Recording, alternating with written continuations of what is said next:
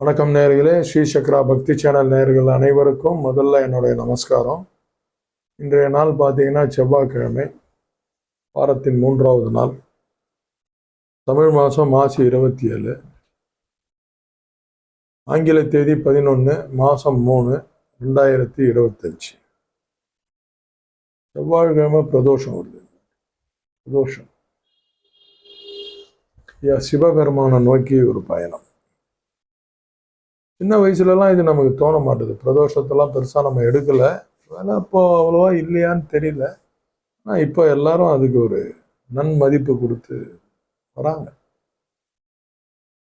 பிரதோஷ காலம் வழிபாடு என்பது அது ஒரு தனி சாப்டர். ஒரு நாள் நான் ஃப்ரீயாக சொல்கிறேன். நான் ஒரு நல்ல விஷயம், அதில் போய் சந்திங்க.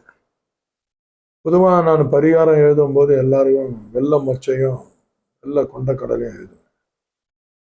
ஒரு பெரிய இயக்கம் அஸ்ட்ராலஜியில் ஒரு ரோல் பண்ணுது அப்படின்னா குருவும் சுக்கிரனும் பண்ணுறாங்க.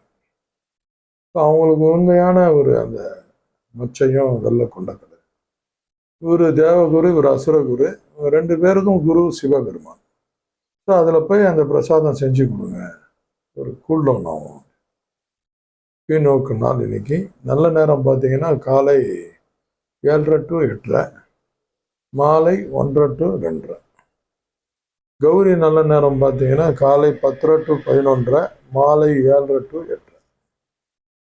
ராகுகாலம் யமகண்டம் பார்த்தீங்கன்னா ராகுகாலம் 3:04 ஈவினிங்கு, யமகண்டம் காலையில் 9:10.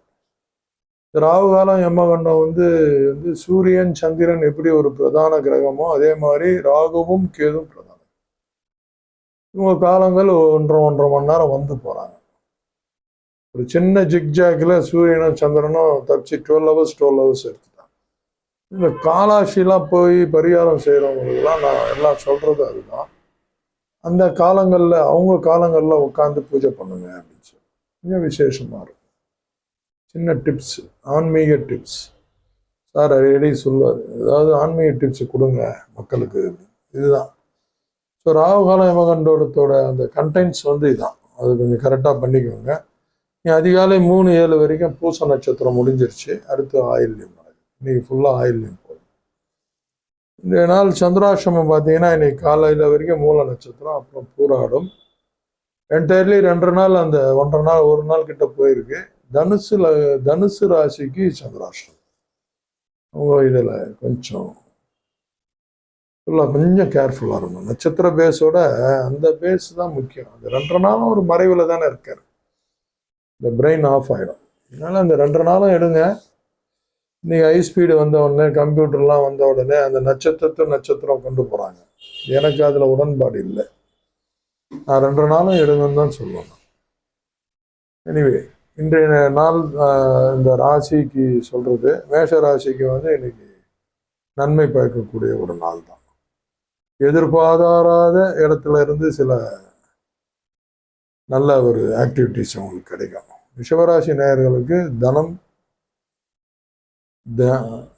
பணம் வரவு கண்டிப்பாக இருக்கு இன்னைக்கு ரிஷபராசி நேயர்களுக்கு. மிதுன ராசி நேயர்களுக்கு சில விஷயங்கள் அவங்க காத்திருப்பாங்க சிக்னல் கோசம். அந்த சிக்னல் இன்னைக்கு கிடைக்கும். கடகராசி நேயர்களுக்கு பார்த்தீங்கன்னா செலவு வரும். தண்டம் கட்டாதீங்க. ஏதோ குடும்பத்தாருக்கோ குழந்தைங்களுக்கோ நண்பர்களுக்கோ ஏதோ ஒரு செலவு பண்ணுங்க.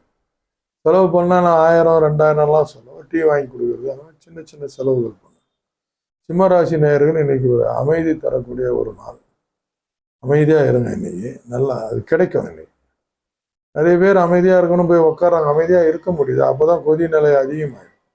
ஆனால் இன்னைக்கு இயற்கையாகவே அந்த ஓய்வுத்தன்மை சிம்மராசி நேயர்களுக்கு பற்றிக்கொள்ளும். அவங்க இந்த ஓய்வுத்தன்மையை இன்னைக்கு எடுத்துக்கலாம். கன்னிராசி நேயர்களும் இன்னைக்கு கொஞ்சம் கோபமாக இருப்பீங்க. ஃபர்ஸ்ட் ஒப்பீனியனில் எதுவும் பேசாதீங்க, செகண்ட் ஒப்பீனியனில் பேசுங்க. துலாம் ராசி நேயர்களுக்கு பார்த்தீங்கன்னா இன்னைக்கு எல்லாத்துலேயும் கொஞ்சம் நஷ்டங்கள் ஏற்படும். இந்த ஸ்பெக்குலேஷன் இதிலெல்லாம் இருக்கு, ரொம்ப கேர்ஃபுல்லாக இருங்க. துலா ராசி இன்னைக்கு கொஞ்சம் கேர்ஃபுல்லாக இருங்க. விருச்சிக ராசி நேயர்களுக்கு சில மறதிகள் இருக்கும். அலாரம் செட் பண்ணிக்கோங்க. ஏதாவது முக்கியமான வேலைன்னா மிஸ் பண்ணிடுவீங்க, அது பண்ணி வச்சுக்கோங்க. தனுசு ராசி நேயர்களுக்கு மற்றவங்களோட ஆதரவு கண்டிப்பாக இன்னைக்கு கிடைக்கும். காரியத்தை சாதித்து கொள்ளுங்கள்.